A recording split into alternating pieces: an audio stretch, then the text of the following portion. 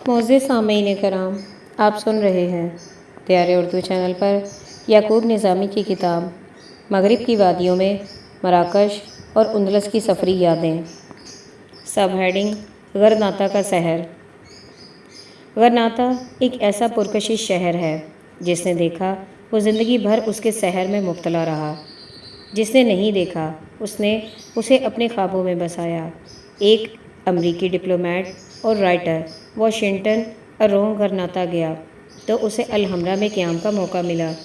قیام میں غرناطہ کے دوران یہ اس شہر کے سحر میں گرفتار ہوا اور اپنے دلی جذبات کا اظہار ان الفاظ میں کیا: غرناطہ، تمہارے سحر میں گرفتار ہوں میں۔ پتھر اگر بول سکتے تو کتنی ہی داستانیں بیان کرتے اس عہد گزشتہ کو جس زمانے نے فراموش کر رکھا ہے۔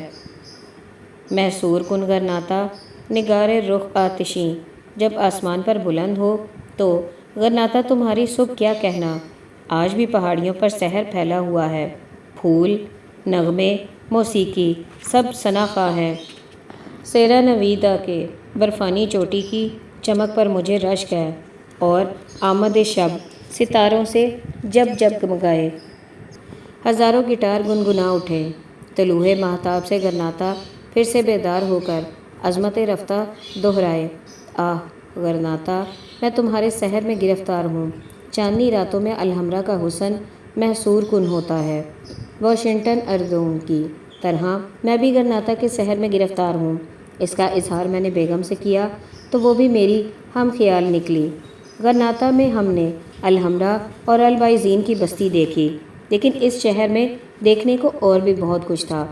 ہم الحمرا کے طلسم سے نکلنے کی کوشش کرتے لیکن ناکام، بلکہ سچ یہ ہے کہ جس نے بھی الحمرا کو دیکھا وہ زندگی بھر اس کے طلسم سے نہیں نکل پایا۔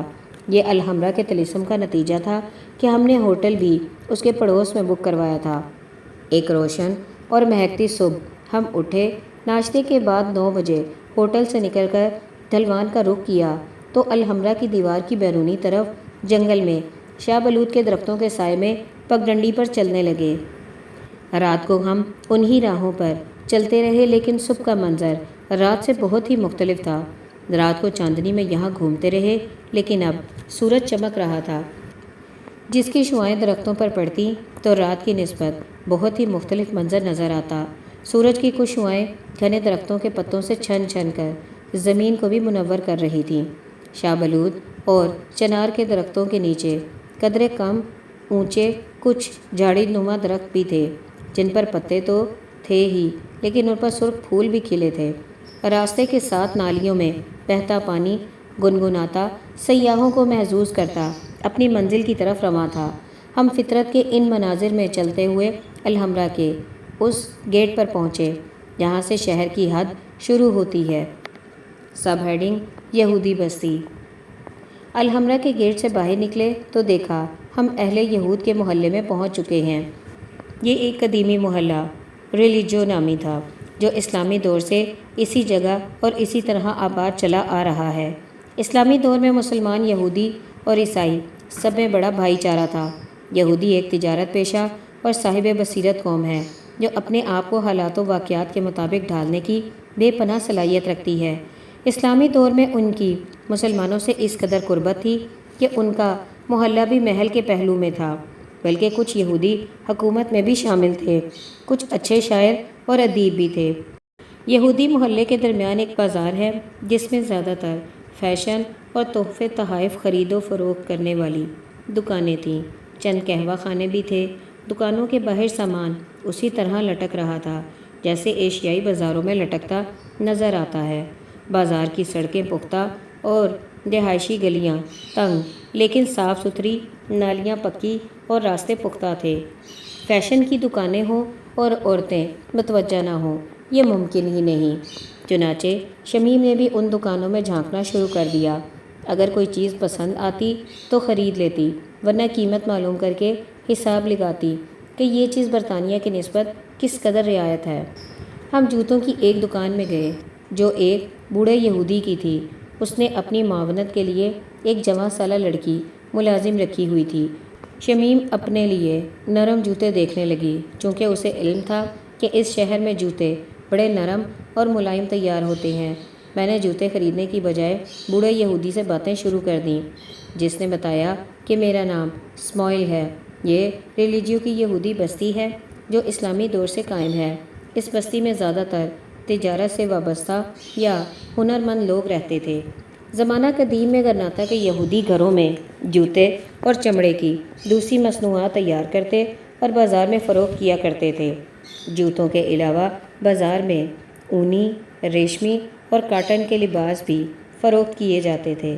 جب غرناطہ مسلمانوں کے ہاتھوں نکل کر عیسائیوں کے قبضے میں گیا تو ایک شاہی حکم جاری ہوا کہ مسلمانوں کے ساتھ تمام یہودی عورتیں، مرد اور بچے 31 جولائی 1492 تک اس ملک سے چلے جائیں، ورنہ انہیں قتل کر دیا جائے گا، اور جو یہاں رہنا چاہتے ہیں انہیں یہودی بن کر نہیں بلکہ عیسائی بن کر رہنا ہوگا۔ اس حکم کے بعد یہودی غرناطہ سے چلے گئے۔ جو نہیں گئے انہوں نے عیسائیت اختیار کر لی، جنہیں مقامی لوگ موراسکو کہتے تھے۔ مذہب تبدیل کرنے والے کمزور دل یہودی تھے جنہوں نے عیسائیت تو قبول کر لی، لیکن حیرانگی کی بات ہے کہ عیسائیوں نے انہیں کبھی بھی عیسائی تسلیم نہیں کیا۔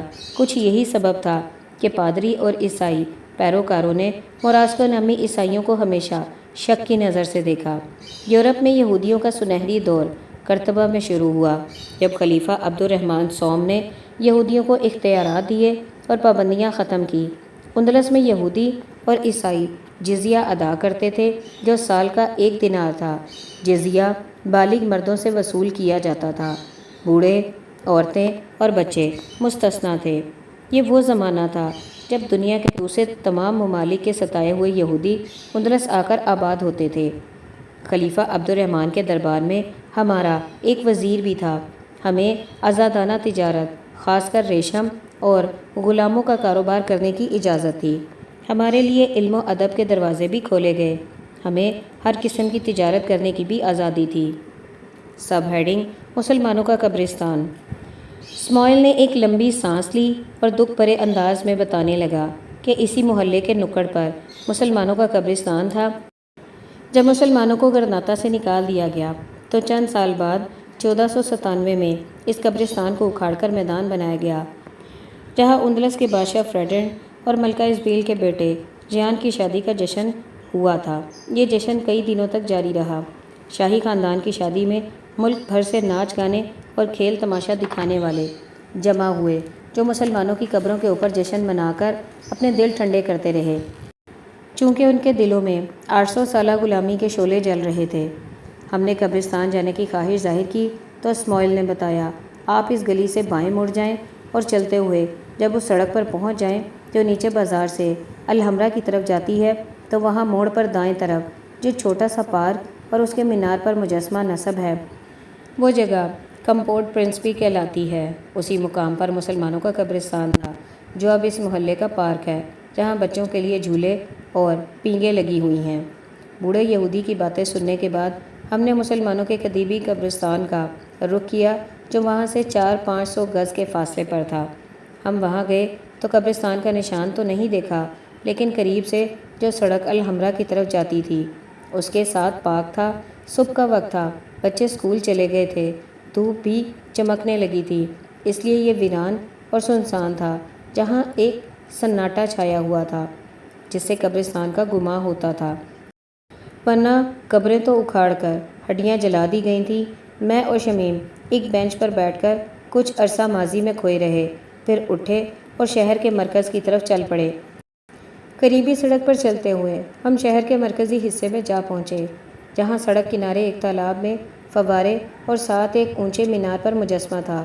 قریب گئے تو معلوم ہوا یہ کولمبس اور ملکہ اسبیل ہیں۔ ملکہ ایک اونچی مسند پر بیٹھی ہے، جبکہ کولمبس کو جھک کر ایک فرمان وصول کرتے دکھایا گیا ہے۔ یہ فرمان نئی دنیا تلاش کرنے کا تھا۔ اس طرح کے مجسمے میں نے اندلس اور اٹلی کے شہر جنیوا میں بھی دیکھے۔ سچ کیا ہے یہ تو مورخین ہی بہتر جانتے ہیں، لیکن ایک بات بڑی واضح ہے کہ اطالوی، ہسپانوی اور اہل یورپ اپنے ہیروز کی دل و جان سے قدر اور ان کے کارناموں پر فخر کرتے ہیں۔ کچھ یہی سبب ہے کہ کولمبس جس شہر سے بھی گزرا، وہاں کے شہریوں نے اسے اپنا سمجھ کر اس کا مجسمہ سر راہ نصب کر کے اس کے ساتھ عقیدت کا اظہار کیا۔ کولمبس کی پیدائش تو اٹلی کے شہر جنیوا میں ہوئی، ایک جولاہے کے گھر میں۔ یہ زمانہ بڑی تنگ دستی کا تھا۔ معاشی تنگی سے مجبور کولمبس نے اپنے شہر کو خیر باد کہا اور تلاش رزق میں اسپین چلا گیا، جہاں بادشاہ اور ملکہ کو نئی دنیا دریافت کرنے کا اپنا منصوبہ دیا۔ تو ان کی آشیرواد سے یہ ہندوستان تلاش کرنے نکلا اور پہنچا جا امریکہ۔ اگر کولمبس امریکہ نہ پہنچتا تو ممکن ہے آج دنیا کا نقشہ کچھ اور ہوتا۔ Sub heading غرناطہ کارمیلا۔ کولمبس اور ملکہ ازابیل کا مجسمہ دیکھنے کے بعد ہم نے وہاں قریب سے سڑک پار کی، ایک گلی سے اندر گئے تو غرناطہ کے دل میں جا پہنچے۔ یہ علاقہ رملہ کہلاتا ہے۔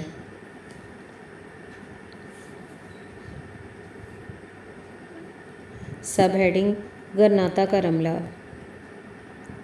کولمبس اور ملکہ الزبتھ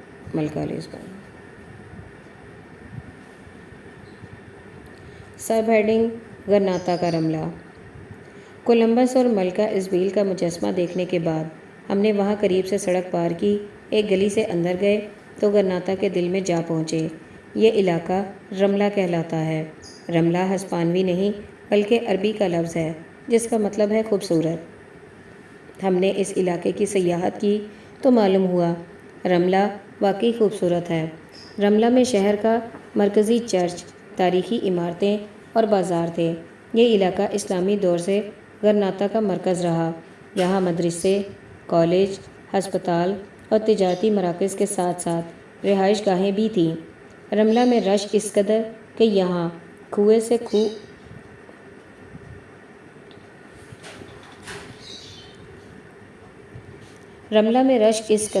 یہاں کنویں سے کھو اچھلتا تھا۔